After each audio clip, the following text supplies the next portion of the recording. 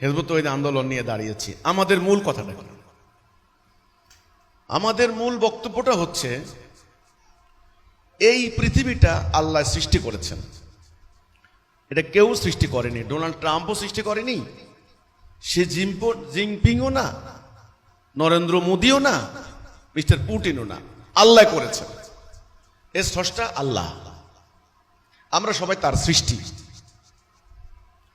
এই দুনিয়াতে মানুষ শান্তি পেতে হলে মানুষকে সেই আল্লাহর হুকুম মানতে হবে, হুকুমের আনুগত্য করতে হবে, বিধানের আনুগত্য করতে হবে। আল্লাহর হুকুম বিধান সম্বলিত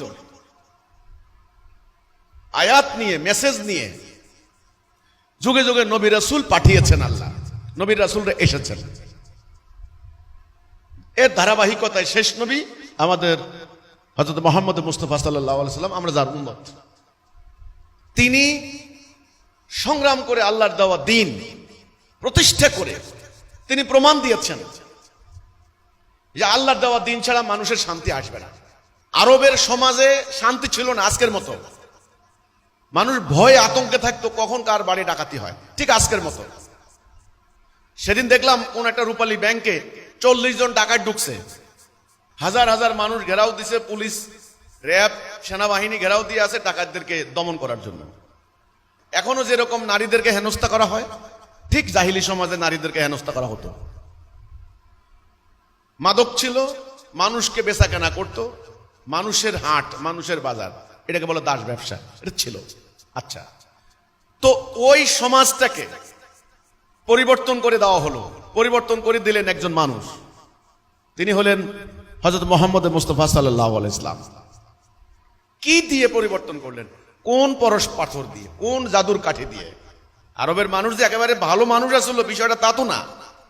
চুরি করত, আরে ভাই ব্যভিচার করত, মিথ্যা কথা বলত, ডাকাতি করত, খুন করত। এই মানুষের আত্মা পরিবর্তন করা খেলাখেলি না। এই মানুষের সমাজ পরিবর্তন করা খেলাখেলি না। রাসূলুল্লাহ ওদের ডাইরেকশন পাল্টাই দিলেন। ওরা রং ডাইরেকশনে চলছিল, ইবলিসের পথে। এতক্ষণ যেটা বললাম, আল্লাহ রাসূল এসে এদেরকে রাইট ডাইরেকশনে পরিচালিত করলেন। ওদেরকে বুঝালেন, তোমরা আল্লাহর আনুগত্য করো, তোমরা আল্লাহর ইবাদত করো, আল্লাহর হুকুম মানো, তবে তোমাদের শান্তি আসবে। এটা প্রমাণিত হয়ে গেল। আল্লাহ রাব্বুল আলামিন ওনার প্রতি আদেশ নাজেল করলেন, হুকুম বিধান সম্বলিত, যেটা পরবর্তীতে কোরআন। এখন আমাদের সামনে কোরআন।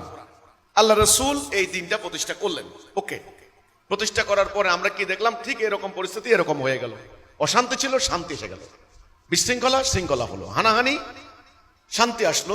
ঐক্যহীন ভাই হয়ে গেল, শত্রু ভাই হয়ে গেল, দরিদ্র সমৃদ্ধ হয়ে গেল। এই যে হলো আল্লাহর দেওয়া দ্বীন প্রতিষ্ঠার ফলে, আজকের প্রেক্ষাপটে এই 1500 বছর পরে আধুনিক যুগ দাবি করে, প্রযুক্তির যুগ, ঘরে ঘরে বিদ্যুতের বাতি, fan, fridge, air conditioner, flyover, metro rail, আন্ডারগ্রাউন্ডের রাস্তা, বিমান, স্যাটেলাইট সিস্টেম, মোবাইল ফোন, এই আধুনিক যুগে আপনারা প্রযুক্তি আবিষ্কার করেছেন জীবনযাত্রার মান সহজ করার জন্য, আরামদায়ক করার জন্য, কমফোর্ট করার জন্য, ইজি করার জন্য।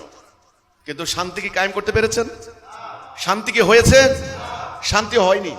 কারণ কি? প্রযুক্তি কি আপনাদেরকে শান্তি দিতে পেরেছে? পারে নাই। প্রযুক্তি কি আপনাদেরকে সুখ দিতে পেরেছে? পারে নাই। ঘরের দরজা খুলতে পারছেন না কেন? এই যে শান্তি নাই, এর কারণ আল্লাহর দেওয়া দ্বীন প্রতিষ্ঠা নাই। আমরা আবারও এই কথাটাই বলছি যে মানব জাতি গত কয়েক শতাব্দী ধরে ইবলিসের কুমন্ত্রণায়, প্ররোচনায়, ওয়াসওয়াসায় সিরাতুল মুস্তাকিম থেকে সরে দলালাতে চলে গিয়েছে। এখন মানব জাতির মধ্যে আবারও আল্লাহর দেওয়া দ্বীন তাওহীদ প্রতিষ্ঠা করতে হবে। এই হচ্ছে আমাদের মূল কথা। এখন আল্লাহর দেওয়া দ্বীন প্রতিষ্ঠা করতে হলে একটা ভিত্তি লাগবে না? সেটা আমরা বলেছি তাওহীদ, লা ইলাহা ইল্লাল্লাহ। আচ্ছা, এখন এই তাওহীদের উপর ভিত্তি করা একটা জাতি লাগবে না? সেটা আমরা এই সংগঠন, এই আন্দোলন তৈরি করেছি, হিজবুত তাওহীদ। তাওহীদের উপর ঐক্যবদ্ধ করছি। আল্লাহ আমাদেরকে একটা কর্মসূচি দিয়েছেন।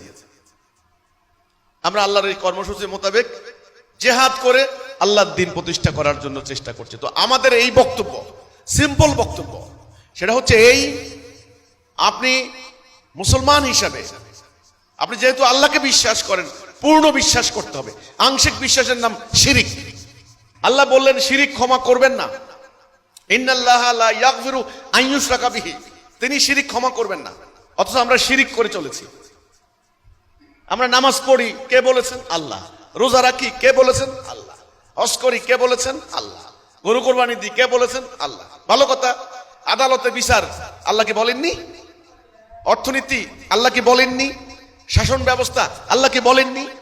বলেছেন, আমরা সেগুলো বাদ দিয়েছি, সেগুলো আমরা মানছি ব্রিটিশের আইন, মানুষের আইন। তো আমরা তো মক্কার কাফেরদের মতো অবস্থা হয়েছে আমাদের। এটা যারা করে তারা মুশরিক, তারা শিরিক করে। আল্লাহ শিরিক ক্ষমা করবেন না। আর শিরিকের ফল হচ্ছে খিজিউন ফিল হায়াতুদ দুনিয়া, দুনিয়ার জীবনে লাঞ্ছনা। আমাদের এই লাঞ্ছনার মেইন কারণ আমরা আল্লাহর হুকুম কিছু মানছি, কিছু মানছি না। এখন আমাদের আন্দোলনের বক্তব্য হচ্ছে কি, যেহেতু আপনি মুসলমান, আল্লাহকে বিশ্বাস করেন, কোরআনকে বিশ্বাস করেন, আল্লাহর কিতাব পরকালকে বিশ্বাস করেন, তাহলে আসেন জাতীয় রাষ্ট্রীয় জীবনে আল্লাহর এই বিধানকে কায়েম করি, এটা প্রতিষ্ঠা করি, এটা মান্য করি। এই মোতাবেক আমাদের রাষ্ট্র চলুক, সমাজ চলুক, আদালত চলুক। এটা হচ্ছে আমাদের দাবি। এই দাবি নিয়ে আমরা সাধারণ আপামর জনগণের কাছে যাচ্ছি, জনগণের কাছে তুলে ধরছি। জনগণ তো ইতোমধ্যেই হাজার হাজার ফেরকায় ভাগ হয়ে গেছে, দলে ভাগ হয়ে গেছে। জনগণকে ঐক্যবদ্ধ করা সহজ নয়। তো জনগণ ইতোমধ্যে রাজনৈতিক স্বার্থের কারণে ক্ষমতায় যাওয়ার জন্য, ক্ষমতা বলতে কেবল রাষ্ট্রীয় ক্ষমতা না, গ্রামের মেম্বার হওয়া কিন্তু একটা ক্ষমতা। ওই ইটের ভাটার কর্তৃত্ব পাওয়া, ওই যে আপনার হলো লঞ্চ ঘাট, নৌকার ঘাট, খেয়া ঘাট, ওটা টেন্ডার পাওয়া কিন্তু একটা ক্ষমতা। এটা কিন্তু ক্ষমতা, এখান থেকে শুরু করে রাষ্ট্র ক্ষমতা পর্যন্ত, এই হলো রাজনীতির ফল। এই রাজনীতি যেমন ধরেন বাংলাদেশ যদি আমি হিসেব করি, কেউ আওয়ামী লীগ, কেউ বিএনপি। আওয়ামী লীগ কি করেছে? ইতিহাস। বিএনপি কি করছে? মানে ইতিহাসও আছে, বাস্তবতাও। আচ্ছা, কেউ জামাত, কেউ খেলাফত, কেউ হেফাজত, কেউ চরমনাই। এইভাবে রাজনৈতিক দলে টুকরা টুকরা বিভক্ত এই মুসল্লিগুলা। এবার কেউ পীরের মুরিদ, দক্ষিণবঙ্গের পীর, উত্তরবঙ্গের পীর, ঢাকার পীর, মানিকগঞ্জের পীর, ঢাকায় আবার মতিঝিলে এক পীর, আরামবাগে এক পীর, দেওয়ানবাগে এক পীর, ফার্মগেটে আরেক পীর, মিরপুরে আরেক পীর। এক এক পীরের লগে আরেক পীরের কোনো সম্পর্ক নাই কিন্তু। ওকে, তো এই যে নানান পীরের তরিকায় বিভক্ত, নানান রাজনৈতিক দলে বিভক্ত, এই বিভক্ত হওয়া জনগোষ্ঠীর মধ্যেই কিন্তু অন্যায় অবিচারের বিস্তার ঘটে। ইবলিস এই বিভক্তির দেওয়ালের ফাঁক দিয়েই ঢুকে। আমরা যখন এই জনগণকে হাটে, মাঠে, ঘাটে, গ্রামে গঞ্জে, মাদ্রাসায়, মসজিদে, স্কুলে, কলেজে, বিশ্ববিদ্যালয়ে, সকল জায়গায় যখন আমরা বলতে যাই, তখন আমাদের সামনে প্রতিবন্ধকতা সৃষ্টি করছেন এই সমাজের একটা শ্রেণী, তাদেরকে বলে আলেম শ্রেণী। আমি আলেম শ্রেণীর উদ্দেশ্যে বলতে চাই, আপনারা আলেম, মাদ্রাসা পড়েছেন, আপনারা নিজেদেরকে ওরাসাতুল আম্বিয়া, নায়েবে নবী দাবি করেন। আপনারা দেখেন এই মাদ্রাসার শিক্ষা আপনারা এ পর্যন্ত শত শত বছর থেকে দিয়ে আসছেন, জাতিকে কিন্তু আপনারা ঐক্যবদ্ধ করতে পারেননি।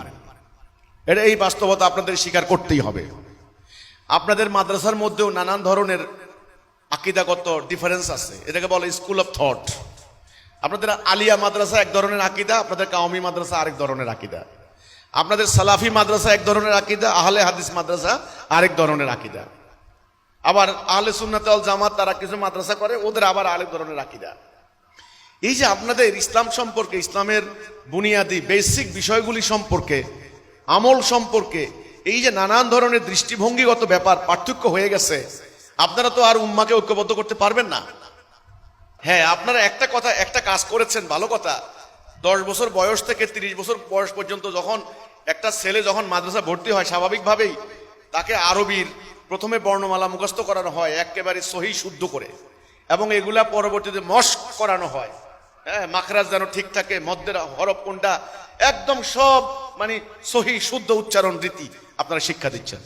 আপনারা হাদিস শিক্ষা দিচ্ছেন, কোরআনের আয়াতের মিনিং শিক্ষা দিচ্ছেন, হ্যাঁ, গ্রামার শিক্ষা দিচ্ছেন, খুব ভালো কথা। এই শিক্ষা দেওয়াই কি ইসলামের উদ্দেশ্য? এখন ঘরে ঘরে সব হাফেজে কোরআন হচ্ছেন, মুফতি হচ্ছেন, মাওলানা হচ্ছেন, সব হচ্ছেন, লাখে লাখে কাতারে কাতারে, কিন্তু রাষ্ট্রে চলে ব্রিটিশের আইন। এটা একদিন দুই দিন না তো, এটা শতাব্দীর পর শতাব্দী ধরে চলেছে। আজকে যিনি 20 বছর বয়স্ক একজন হাফেজে কোরআন, তার বাবা মৌলানা মুফতি, তার বাবা মৌলানা মুফতি, পুরা জেনারেশন টু জেনারেশন আপনারা ব্রিটিশের গোলামি করে গেলেন। এই বাস্তবতা স্বীকার করতে হবে তো। এখন আপনাদের এই শিক্ষার ফলটা কি হচ্ছে? আমি পুরোপুরি ক্যান্সেল করে দিচ্ছি না। আপনাদের এই শিক্ষার ফলে আপনারা ব্যক্তিগতভাবে লাভবান হচ্ছেন, পার্সোনালি আপনারা গেইনার হচ্ছেন। কি? আপনি হয়তো এই আরবি শিখে একটা মসজিদের ইমামতি করছেন, আপনার জীবন চলে যাচ্ছে। আপনি মাদ্রাসা শিক্ষকতা করছেন, আপনার সন্তান অথবা কোনো একটা মাদ্রাসা শিক্ষকতা করছে, আপনাদের জীবন চলে যাচ্ছে। এতে জাতি কি লাভ হলো? ইসলাম কি পাইছে জাতি? না, কারণ আপনাদেরকে তো ওই প্রযুক্তি জ্ঞান শিক্ষা দেওয়া হয়নি। এটা ব্রিটিশদের সেই সুদূর প্রসারী ষড়যন্ত্রের অংশ। আমাদের শিক্ষা ব্যবস্থা বইয়ে এই ব্যাপারে আমরা বলেছি। তারা পরিকল্পিতভাবে একদিকে মাদ্রাসা শিক্ষা, একদিকে সাধারণ শিক্ষা, উম্মাকে দুটা ভাগে ভাগ করে দিয়েছে। মাদ্রাসা থেকে বেরিয়ে এসে আপনারা কি করে খাবেন, আপনাদের সংসার কি করে চলবে, সেই প্রযুক্তি জ্ঞান, ভোকেশনাল জ্ঞান এরা শিক্ষা দেওয়া হয়নি। জীবনমুখী জ্ঞান, জীবনমুখী শিক্ষা এটা দেওয়া হয়নি। যারা সাধারণ শিক্ষায় শিক্ষিত ওদেরকে দেওয়া হয়েছে, কিন্তু ওদেরকে আবার ইসলাম সম্পর্কে, রাসূল সম্পর্কে, কোরআন সম্পর্কে কোনো ধারণাই দেওয়া হয়নি। তারা জজ কোর্টে ওকালতি করে, তারা হাইকোর্টে ওকালতি করে, তারা দেখা যায় মাস্টারি করে, তারা আপনার হলো সচিবালয়ে চাকরি করে, সেনাবাহিনীতে, পুলিশ ডিপার্টমেন্টে নানানভাবে চাকরি করে। হ্যাঁ, পরবর্তীতে এখন সরকার মাদ্রাসার কিছু স্টুডেন্টদেরকে সুযোগ সুবিধা দিয়ে, সাধারণ শিক্ষার সমমান দিয়ে তারা চেষ্টা করছেন যে তাদেরকে তুলে আনার জন্য। তো এতে করে তো আপনি ব্যক্তিগতভাবে কিছু চাকরি পাচ্ছেন মাদ্রাসা পাশ করে। আমার কথা হচ্ছে আপনারা ইসলাম শিখছেন, ইসলাম শিখে কি দিন প্রতিষ্ঠা করছেন? আল্লাহর দিন কি রাষ্ট্র চালাতে পারবেন? পারবেন না। এই কর্মসূচি আপনাদের নাই, এই অনুপ্রেরণাও আপনাদের নাই, এই লক্ষ্য উদ্দেশ্য আপনাদের নাই। তো মাদ্রাসায় যারা লেখাপড়া করছেন, বিশেষ করে কওমি মাদ্রাসার আলেমরা, আমাদের সঙ্গে আপনাদের শত্রুতা করার কোনো কারণ ছিল না। আপনারা আমাদের সাথে শত্রুতা করে চলেছেন, অনর্থক, অহেতুক। দেখেন আপনাদের সাথে দৃষ্টিভঙ্গিগত তফাৎ কি। যেমন আমি এখানে বসে এখানে খুতবা দিচ্ছি, একটু পরে আমরা জুমার নামাজ পড়বো, ভালো কথা। আপনাদের কথা হলো আমি জুমার নামাজ পড়ানোর কে? আমি কেন জুমার নামাজ পড়াবো? আমি কি মাদ্রাসা পড়েছি? আমার দাড়ি তো লম্বা নাই, আমি তো মাদ্রাসা পড়ি নাই, আমার আরবি উচ্চারণ আপনাদের মতো হচ্ছে না, তাহলে আমি জুমার নামাজ পড়াইতে পারবো না। এই যে আপনারা একটা মতবাদ দাঁড় করালেন, এই যে আপনারা একটা থিম দাঁড় করালেন, একটা কনসেপ্ট আপনারা দাঁড় করালেন, একটা ন্যারেটিভ দিচ্ছেন জনগণকে, এটা কি ঠিক? কোরআন কি বলে? আপনারা যে ব্যাখ্যাটা জনগণকে দিচ্ছেন যে আমরা মাদ্রাসা পড়ি বলেই ইমামতি করতে পারবো, মুদ্দা দাফন করতে পারবো, আর অন্যরা কেউ পারবে না, আমার মতে এটা ঠিক নয়। এখান থেকে আপনারা বেরিয়ে আসেন। হ্যাঁ, আমাদের কর্মীদের মধ্যে অনেকের আমলের ত্রুটি বিচ্যুতি থাকতে পারে, ত্রুটি বিচ্যুতি আপনাদেরও আছে, নাই এমন না। আপনাদের মাদ্রাসার জঘন্য জঘন্য রকমের কীর্তিকলাপ তো আমরা দেখি, সেগুলি আমরা প্রচারণায় আনি না, ওটা আমাদের প্রচারণার সাবজেক্ট না। আমরা আসলে মাদ্রাসার বিরুদ্ধে লাগি নাই, আমরা আসলে আলেমদের বিরুদ্ধেও লাগি নাই, এটা আমাদের কাজ না। আমরা চাই ওনারা আমাদের সঙ্গী হন, আমাদের জন্য দোয়া করেন, ক্ষেত্র বিশেষে আমাদের সামনে থাকেন ওনারা, এটা আমরা চাই। ওনারা আমাদের টার্গেট নন, ওনারা আমাদের শত্রু নন, কিন্তু ওনারা নিজেদের স্বার্থ নষ্ট হবে বলে বারবার আমাদের সামনে এসে দাঁড়ান। যেমন ধরেন আমি টার্গেট ঠিক করেছি অন্য একটা জায়গায়, আপনি বারবার এসে আমার টার্গেটের সামনে দাঁড়াচ্ছেন কেন? অনর্থক কেন? আমি আলেমদেরকে বলছি, আপনারা মানুষের মাঝে আমাদের সম্পর্কে বিভ্রান্তি সৃষ্টি করেন না। আপনারা বলেন আমরা হলাম হিজবুল শয়তান, হ্যাঁ, আমরা নাকি আপনার বাতিল ফেরকা, আপনারা হলেন সহি ফেরকা, আমরা হলাম কি ইয়াহুদি দালাল, মানুষের ঈমান নষ্ট করতে দাঁড়িয়েছি। এই যে কথাগুলি বলেন, এগুলির ভিত্তি কি? কোনো ভিত্তি নাই। যেমন আজকের এই জুমার নামাজে পিছনে মেয়েরা আজকে তারা দাঁড়াচ্ছে, তারা আজকে মুসল্লি। একই মসজিদে পুরুষরা সামনে, মেয়েরা পিছনে নামাজ পড়বে। মেয়েদের কি জুমার নামাজ পড়ার অধিকার নাই? তাদের কি পাঞ্জেগানা নামাজ পড়ার অধিকার নাই? তাদের কি ইসলামের বয়ান, আলোচনা, ওয়াজ শোনার অধিকার নাই? আছে।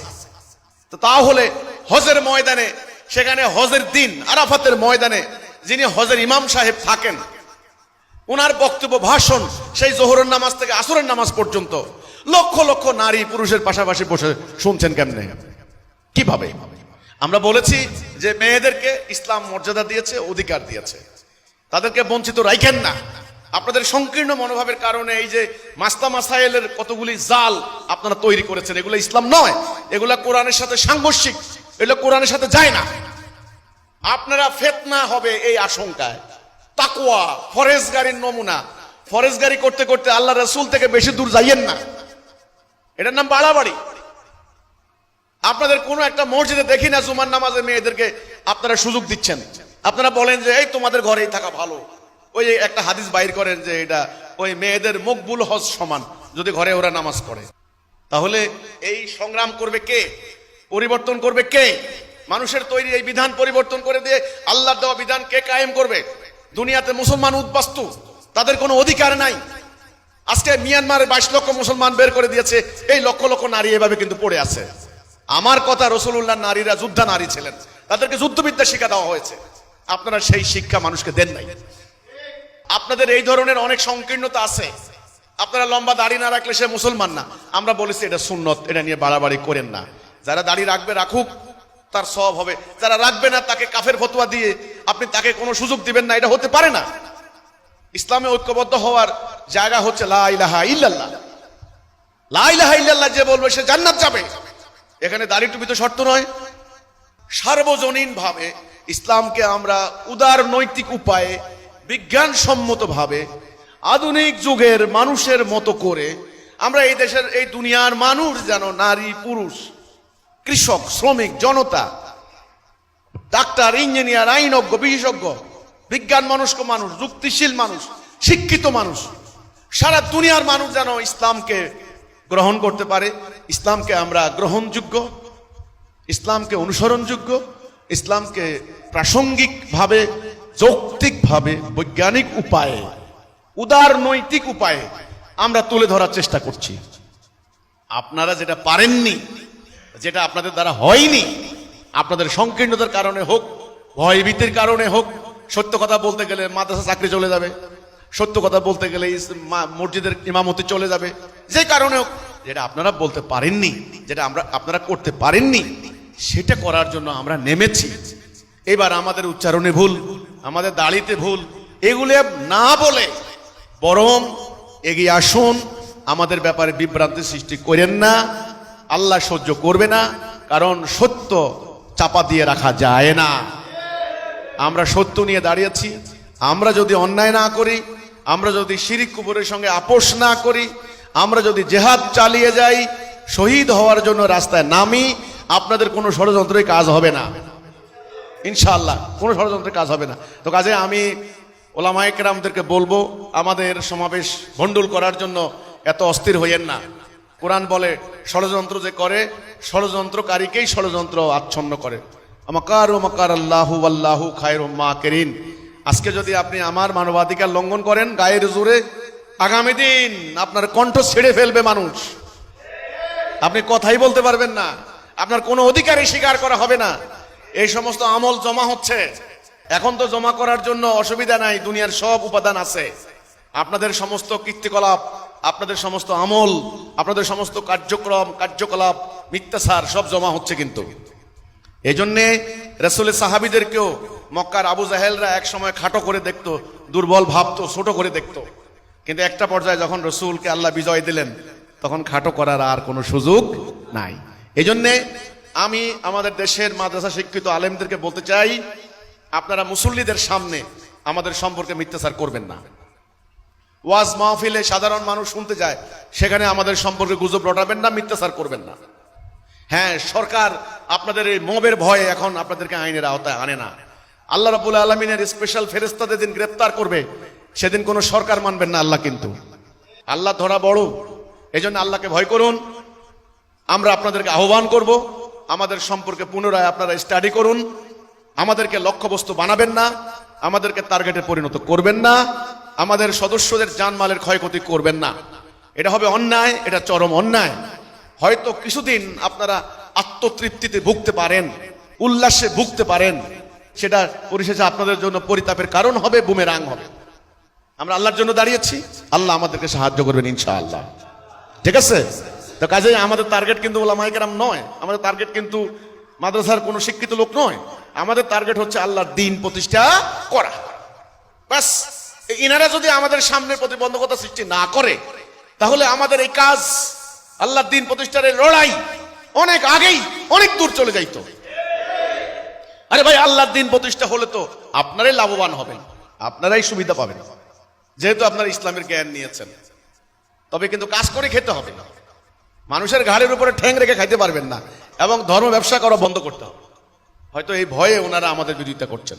বিরোধিতা করেন না, আসেন, আপনাদেরকে আমরা আহ্বান জানাই, ইমানের দাবিতে ঐক্যবদ্ধ হই, মোমেন হই, মুসলিম হই, উম্মতে মুহাম্মদী হই, এবং রাষ্ট্র সংস্কারে আমরা যে প্রস্তাব দিয়েছি, আমাদের প্রস্তাব আলেমরাও পড়ুন, দেখুন, যদি কোনো অসঙ্গতি পান, যদি কোনো ভুল ত্রুটি পান, যদি কোরআন হাদিস, কোরআন সুন্নাহ পরিপন্থী কিছু পান, আপনারা আমাদের মেনশন করুন, তাহলে আমরা সংশোধন করব। কারণ এটা কোনো একেবারে আল্লাহ নাযিল করা বিধান না, এটা সংস্কার করা যায় নাকি?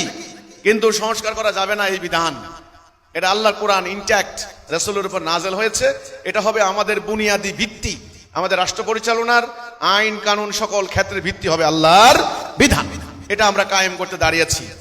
তো কাজেই আপনাদেরকে আমি অনুরোধ করব, আমাদের সম্পর্কে জানুন, বুঝুন, আমাদের কাজের ক্ষেত্রে প্রতিবন্ধকতা সৃষ্টি করবেন না।